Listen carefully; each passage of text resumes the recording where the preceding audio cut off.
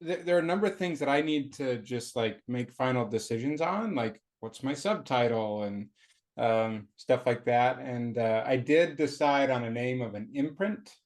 And I'm curious for your thoughts on this, Josh, on that. Like I decided on the name, I checked Google and trademark stuff and the state registry and all that to make sure nothing was there. And I did just add it as like a DBA to my kind of umbrella business name.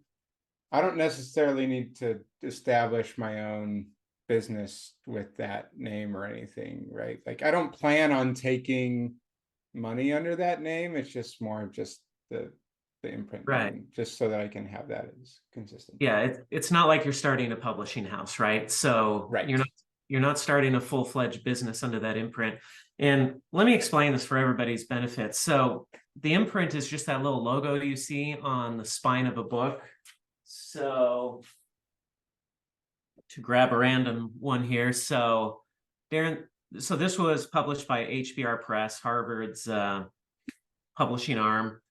And I mean, that's a real company. So the logo represents a company, but it doesn't always represent a company.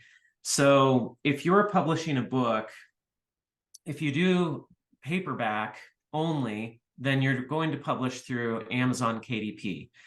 And if you publish just through Amazon and do their print on demand self-publishing option, if you don't choose your own imprint, then Amazon puts on there that Amazon is essentially the publisher or the imprint.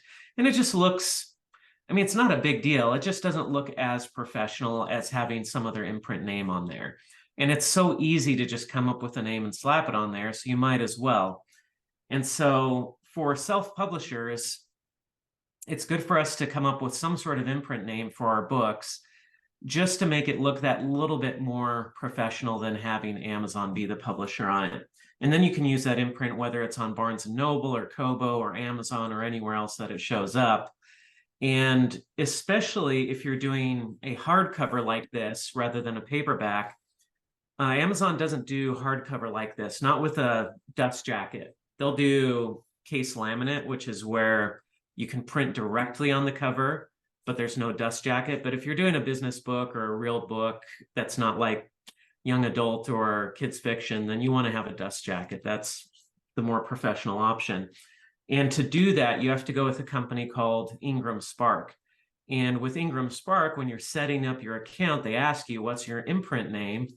And then you put in that name, and then you can create your logo and put it on there. So for us as self-publishers, we're not running a publishing company, but in a way you kind of are as soon as you come up with that imprint name and put it on the book. So you want to think a little bit about it and come up with a name. For me, it's not how do I come up with a really cool sounding imprint, because I mean, who looks at this logo? Nobody really looks at it. You just kind of see it there, and it's something that you don't pay attention to. But if you pick a bad name, then people will pay attention to it, and we don't want that. So the name of the game is really to just pick something that people just gloss over and they don't notice, but they don't think anything bad, or it doesn't give a negative impression. And so if you look at other imprints, I mean, HarperCollins, Scholastic, those are the big publishing companies, Penguin, Random House. So those are their names. It's just a matter of coming up with something simple, nondescript, that people will ignore, that doesn't attract attention either negatively or necessarily positively. Just something that kind of doesn't mean anything, but people just gloss over it. And then you put that in as your imprint. They do encourage you to actually have a business like an LLC or something set up, but you don't have to set up a new LLC.